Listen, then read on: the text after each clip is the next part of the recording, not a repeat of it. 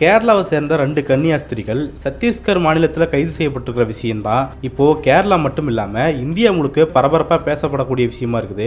இந்த பிரச்சனை நாடாளுமன்றத்திலே ஒரு அதிர்வை ஏற்படுத்தியிருக்குது. கேரளாவை சேர்ந்த எம்பிகள் 2வது நாளா போராட்டம் பண்ணிட்டு இருக்காங்க.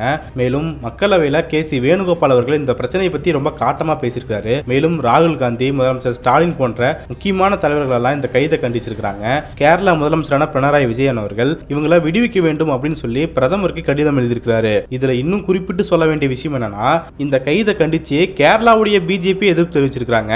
எனவே இப்படி மிகப்பெரிய அதிர்வலை ஏற்படுத்துற அளவுக்கு இந்த கைது விஷயத்துல என்ன நடந்துச்சு, என்ன காரணத்துக்காக அந்த 2 கன்னியாஸ்திரிகளை கைது பண்ணாங்க, இதுக்கு பின்னாடி இருக்கிற விஷயங்கள் என்ன அப்படிங்கறத பத்தி இந்த வீடியோல பார்க்கலாம். கேரளா மாநிலத்தில் இயங்கிட்டு வர Assisi sisters of Mary Immaculate அப்படிங்கிற அமைப்பை சேர்ந்த வந்தனா பிரான்சிஸ் மற்றும் பிரீத்தி மேரி ஆகிய 2 கன்னியாஸ்திரிகள் சமீபத்தில் சத்தீஸ்கர் மாநிலத்துக்கு போயிருக்காங்க.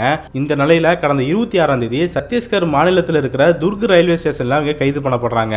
ஏன் இவங்க கைது செய்யப்பட்டிருக்காங்க அப்படின்னா, இவங்க 3 இளம் பெண்களை கடத்திட்டு போய் மதமாற்றம் செய்ய முயன்றாங்க அப்படின்னும், இதை நீங்க தடுத்தே ஆகணும், இவங்க மேல FIR போட்டு கைது பண்ணணும் அப்படின்னு சொல்லி அங்க இயங்கிட்டு வர பஜ்ரங் தள் அமைப்பினர் போராட்டம் பண்ணியிருக்காங்க.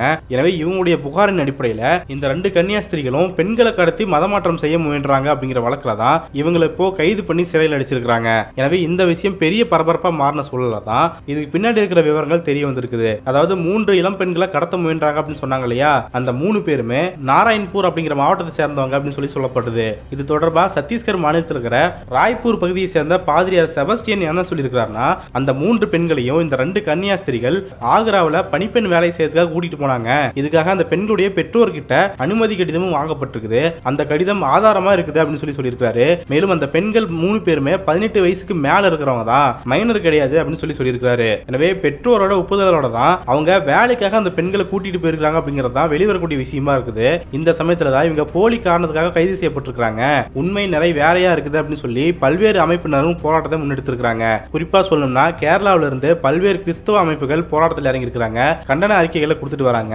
மேலும் நாடாளுமன்றத்தில் கடந்த 2 நாட்களா கேரள எம்பிக்கள் எல்லாமே சேர்ந்து மைனாரிட்டி மக்கள் மேல ஒடுக்குமுறையை செலுத்தாதீங்க, அதை நிறுத்துங்க அப்படின்னு சொல்லி தொடர்ந்து போராட்டம் பண்ணிட்டு வராங்க. மேலும் கேரளா முதலமைச்சர் பினராயி விஜயன் அவர்கள் இந்த விஷயத்துல பிரதமர் தலையிடணும், அவங்கள விடுவிக்கணும் அப்படின்னு சொல்லி லெட்டர் எழுதியிருக்கிறாரு. மேலும் இது தொடர்பாக கேரளாவுடைய எம்பியான KC வேணுகோபால் அவர்கள் மக்களவையில பேசியிருக்கிறாருங்க. அதுல அவர் பல்வேறு முக்கியமான விஷயங்களை பகிர்ந்திருக்கிறாரு. அதாவது இந்த அமைப்பு எனக்கு நல்லாவே தெரியும் அப்படின்னும், இந்த அமைப்பை சேர்ந்தவர்களும் கைது செய்யப்பட்ட அந்த 2 கன்னியாஸ்திரிகளும் கேன்சரால பாதிக்கப்பட்ட மக்களை நிறைய பேருக்கு ஹெல்ப் பண்ணியிருக்காங்க, அவங்கள பாதுகாத்துட்டு வராங்க அப்படின்னும், அந்த ஊரை சேர்ந்தவங்க எல்லாத்துக்குமே இவங்களை பத்தி தெரியும், ஊர் மக்களுக்கு அவங்கள பிடிக்கும் அப்படின்னும், இவங்க இந்தியா முழுக்கவே இந்த சர்வீஸை செஞ்சுட்டு வந்திருக்காங்க, எனவே இவங்க மேல அபாண்டமா பழி போறது அப்படிங்கிறது ஏத்துக்க முடியாது அப்படின்னும், இது வெறும் கிறிஸ்தவர்களுக்கான பிரச்சனை மட்டும் கிடையாது, இந்த பிரச்சனை சிறுபான்மையினர் மக்கள் மேல எல்லாத்து மேலே வரக்கூடிய பிரச்சனை அப்படின்னு சொல்லியிருக்காரு. எனவே இந்த பிரச்சனையை பத்தி தமிழ்நாடு முதலமைச்சரான MK ஸ்டாலின் அவர்கள், ராகுல் காந்தி போன்ற முக்கிய தலைவர்கள் எல்லாம் கொஸ்டின் எழுப்பியிருக்காங்க. எனவே இந்த பிரச்சனை பூதாரமா வெடிச்சிட்டு இருக்கிற சமயத்துல தான் கேரள மாநிலத்துடைய பாஜக அப்படியே பல்ட் அடிச்சிருக்காங்க. கேரள மாநில பாஜக தலைவரான ராஜீவ் சந்திரசேகர் என்ன சொல்லியிருக்காருன்னா, பஜ்ரங் தள் அமைப்புக்கும் எங்களுக்கு எந்த சம்பந்தமும் கிடையாதுங்க, அவங்க ஒரு தனி அமைப்பு அப்படின்னு சொல்லி பல்ட் அடிச்சிருக்காரு. மேலும் இந்த 2 கன்னியாஸ்திரிகளை விடுவிக்கிறதுக்கு நாங்க எந்த வகையான நடவடிக்கை வேணா எடுக்க தயாரா இருக்கிறோம் அப்படின்னும், நாங்க எங்களுடைய பொதுச் செயலாளரை சத்தீஸ்கர் மாநிலத்துக்கு அனுப்பி வச்சிருக்கிறோம், எனவே அவங்கள விடுவிக்கிறதுக்காக நாங்க பாடுபடுவோம் அப்படின்னு சொல்லி பேசியிருக்காரு. சோ நிலைமை சீரியஸா போயிட்டு இருக்கிற சமயத்துல இது நமக்கே எதிராக அமைஞ்சிரும் அப்படிங்கிற வகையில தான் இப்போ கேரள மாநில பாஜக மாத்தி பேசிட்டு இருக்காங்க.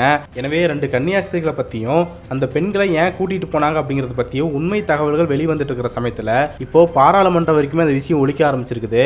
எனவே இதெல்லாம் பிஜேபி அரசு எப்படி சமாளிக்க போகுது, இல்ல பஜ்ரங் தள் சொல்ற மாதிரி இவங்க மதமாற்றம் பண்ண முயற்சி பண்ணாங்க அப்படின்னு சொல்லி அதே பொய் பிரச்சாரத்தை முன்னெடுக்க போறாங்களா, என்ன நடக்குது அப்படிங்கறதெல்லாம் பொறுத்து இருந்து பார்க்கலாம்.